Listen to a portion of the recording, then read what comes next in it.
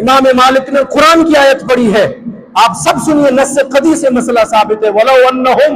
إِذْ ظَلَمُوا أَنفُسَهُمْ جَاءُوكَ، یہ قیامت تک قرآن رہے گا، یہ آیت بھی رہے گی۔ اللہ پاک فرماتا ہے جب تم اپنی جانوں پہ ظلم کر بیٹھو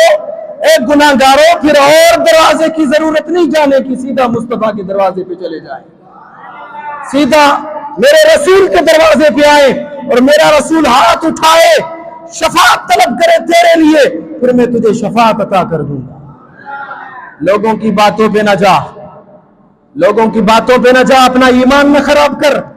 اپنا عقیدہ نہ خراب کر، اپنا ایمان مضبوط رکھ، اپنے نبی سے محبت مضبوط رکھو، یہ دنیا کی باتوں میں نہ چکروں میں نہ آ جاؤ، اپنا ایمان کہیں برباد نہ کرو۔ اے سنیوں، سنی بن کے رہو، منافق بن کے نہ رہو، ہر دیگ کا چمچہ مت بنو۔